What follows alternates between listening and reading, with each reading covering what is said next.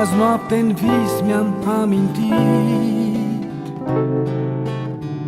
de covrigarul nebun din piața Chibrit.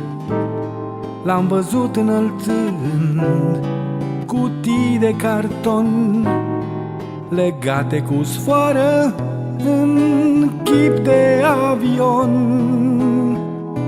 și se suia la stele și el din ce în ce mai vesel și mai mititel. Și m-am trezit tot în vis, adus la fântână cu pieptul deschis, să vadă dragonii cum îmi mai bate inima, plină de păcate, cum îmi mai bate inima, plină de păcate.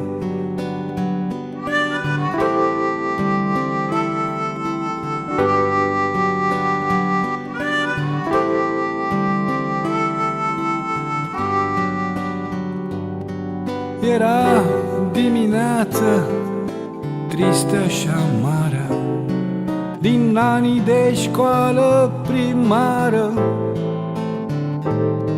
Prea vesel eram și copilăros, dansam de bucurie în grădina din dos și mă suiam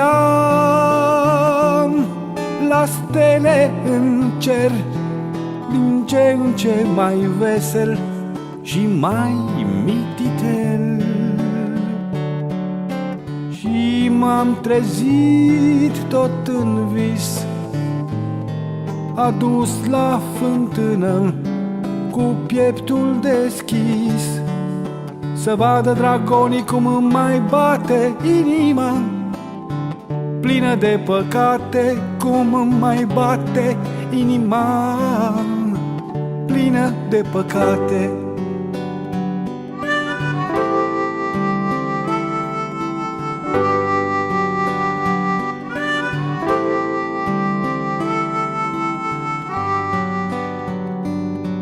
Și câtă durere pe ziduri se lasă, la prânz când din casă ne cheamă la masă. Vino cu noi, hai și te ascunde, la numele noastre azi nu vom mai răspunde. Ne vom sui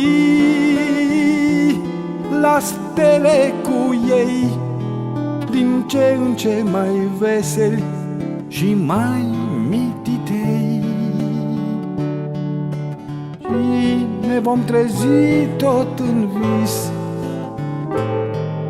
aduși la fântână cu pieptul deschis, să vadă dragonii cum ne mai bate inima, plină de păcate, cum ne mai bate inima, plină de păcate, cum ne mai bate inima, plină de păcate.